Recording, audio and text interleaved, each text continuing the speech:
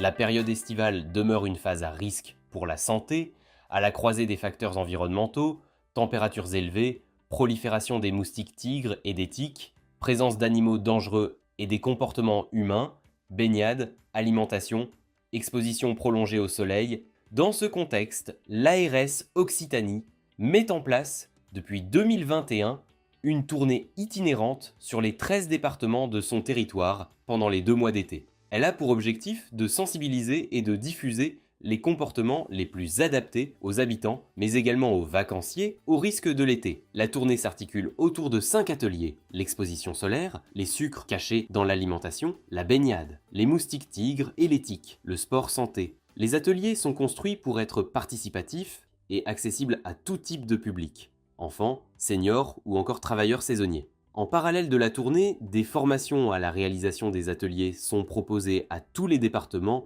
depuis 2024. Ces formations visent à faire monter en compétence des acteurs du territoire et démultiplier les actions de sensibilisation sur ces thématiques. Toujours avec la volonté de former un maximum d'acteurs, l'ARS Occitanie sollicite Primum non nocere pour développer une formation e-learning.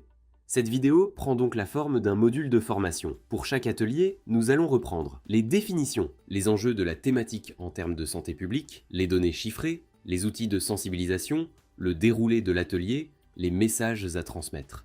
Ainsi, vous pourrez les animer en totale autonomie et vous les approprier.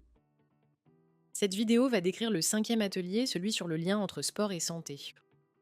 Commençons par quelques définitions à maîtriser avant d'animer l'atelier de sensibilisation. Faire de l'activité physique permet d'améliorer la qualité de vie et le bien-être. Elle améliore la qualité du sommeil et a un effet positif pour nos fonctions cognitives comme la mémoire ou la capacité de concentration. Elle réduit également l'anxiété et les symptômes de la dépression, notamment pour des facteurs biologiques avec la production de sérotonine, connue pour son effet antidépresseur, et des endorphines qui réduisent la douleur et procurent une sensation de bonheur. Elle permet d'augmenter la force, d'améliorer la souplesse, l'équilibre, la coordination et l'endurance. Ces capacités physiques sont très utiles pour réaliser les gestes de la vie de tous les jours, sans effort et encore plus avec l'âge. Pratiquée quotidiennement, elle a des effets favorables sur la santé osseuse et réduit le risque de développer une maladie d'Alzheimer ou de Parkinson. Chez l'enfant et l'adolescent, l'activité est indispensable pour une croissance harmonieuse et la condition physique. Elle contribue à améliorer la santé mentale en renforçant la confiance, la concentration et l'estime de soi. Chez les personnes âgées, elle prévient les chutes et aide à rester autonome plus longtemps. Ainsi, l'activité physique est reconnue depuis 2011 comme une thérapie non médicamenteuse. Elle peut être effectuée dans le cadre du travail, des transports, des activités domestiques et des loisirs. Les activités physiques de loisirs incluent le sport, mais aussi les activités réalisées sans encadrement comme les promenades à pied, à vélo, en trottinette dans des parcs, à la campagne, en montagne ou encore en ville. Les activités domestiques concernent les activités physiques réalisées chez soi, à l'intérieur ou l'extérieur, comme les travaux ménagers, le bricolage ou le jardinage. Les transports quotidiens peuvent aussi être l'occasion de bouger plus à pied, à vélo ou encore en trottinette.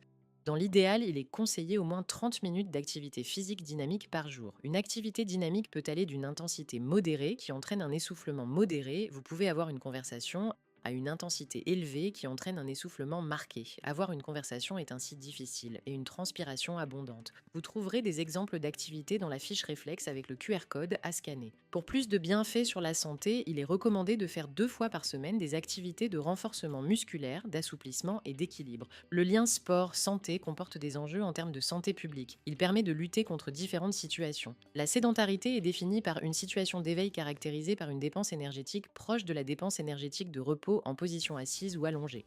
Cela correspond au temps passé en position assise ou allongée hors temps de sommeil lors par exemple des activités suivantes: travail de bureau, école, déplacement motorisé, temps d'écran.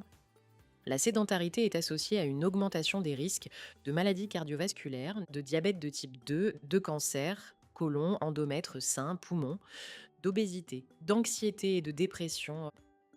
Elle est associée à une hausse de la mortalité toutes causes confondues. Face à la montée de la sédentarité, à la progression des maladies chroniques et aux enjeux croissants de santé mentale, l'activité physique s'impose comme un levier majeur de santé publique. Dans ce cadre, la stratégie nationale sport-santé 2025 à 2030 fixe une feuille de route ambitieuse, articulée autour de 5 objectifs. Mettre en place les conditions d'une pratique d'activité physique accessible à tous. Augmenter le niveau d'activité physique des jeunes à l'école et à l'université. Sensibiliser les acteurs et développer l'activité physique dans le monde professionnel. Prévenir la perte d'autonomie des personnes avançant en âge par le sport santé. Développer le recours à l'activité physique adaptée à des fins thérapeutiques. Le sport santé recouvre la pratique d'activités physiques ou sportives dans une perspective de prévention et de maintien de la santé. Elle vise à encourager les individus à adopter une activité physique régulière pour améliorer leur bien-être général, prévenir diverses maladies et favoriser une meilleure qualité de vie. Le sport santé inclut des programmes adaptés pour différents types de publics, personnes vivant avec des maladies chroniques ou encore seniors. Ces initiatives sont souvent encadrées par des professionnels qualifiés et peuvent être prescrites par des médecins dans le cadre de la prévention secondaire et tertiaire des maladies. Par exemple, les maisons sport santé présentes dans diverses régions offrent un accompagnement personnalisé et sécurisé pour aider les personnes à reprendre une activité physique adaptée, souvent avec un soutien médical. En plus de la prévention des maladies et la promotion de la qualité de vie, les objectifs du sport santé sont également d'offrir des activités adaptées pour la réhabilitation des personnes atteintes de diverses pathologies et favoriser l'inclusion sociale, de combattre la sédentarité en incitant les gens à adopter un mode de vie actif et mobile, de contribuer au bien-être psychologique en créant des moments de convivialité. Pour information, seulement 53% des femmes et 71% des hommes de 18 à 74 ans atteignent les recommandations d'activité physique selon une étude de Santé publique France en 2024. Maintenant, nous allons vous présenter quelques données chiffrées. 95% des adultes sont exposés à un risque pour la santé du fait d'un manque d'activité physique ou d'un temps trop long passé assis. Un adulte est assis en moyenne 12 heures dans une journée travaillée et 9 heures dans une journée non travaillée. 80% des adultes passent 3 heures devant un écran chaque jour hors activité professionnelle. 80% des 11 à 17 ans sont en dessous des seuils d'activité physique recommandés par l'Organisation mondiale pour la santé. L'inactivité est aujourd'hui la cause de 9% des décès en France. La pratique régulière d'activité physique s'accompagne d'une diminution de 20 à 50% du risque de maladies coronariennes et de près de 60% du risque de survenue d'accidents vasculaires. Elle est aussi associée à une réduction de la mortalité précoce de 29 à 41%. Comment se passe l'atelier? En introduction, voici les questions que vous pouvez poser aux participants qui reprennent les éléments vus précédemment. Combien de temps passe un adulte assis chaque jour? Quelle est la durée d'activité physique recommandée chaque jour? Quels sont les risques liés à la sédentarité? Dans quel cadre peut être effectuée une activité physique? Vous pourrez utiliser la banderole fournie dans le kit de sensibilisation comme appui à l'atelier. Vous retrouverez également des cartes de jeu sur le sport.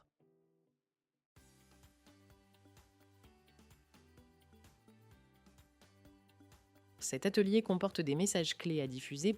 Pratiquer une activité physique régulière. Pour les adultes, pratiquer au moins 30 minutes d'activité physique dynamique au minimum 5 fois par semaine. Pour les enfants et les adolescents, au moins 60 minutes par jour, dont 3 fois par semaine d'activité intense. Pour intégrer des activités physiques dans le quotidien, prenez les escaliers plutôt que l'ascenseur. Marchez pendant les appels téléphoniques. Utilisez un bureau debout dynamique. Intégrez des pauses actives. Prenez le vélo pour aller travailler ou stationner la voiture plus loin que d'habitude. Promenez votre chien. Utilisez des applications mobiles de rappel d'activité. Plus largement, essayez de réaliser au moins 10 000 pas par jour, soit environ 1h30 de marche. Trouvez l'activité la plus adaptée en vous rapprochant de la maison sport santé la plus proche. Inscrivez vos enfants à un programme annuel multisport. Variez les activités pour éviter l'ennui. Cet atelier touche à sa fin, merci de l'avoir suivi.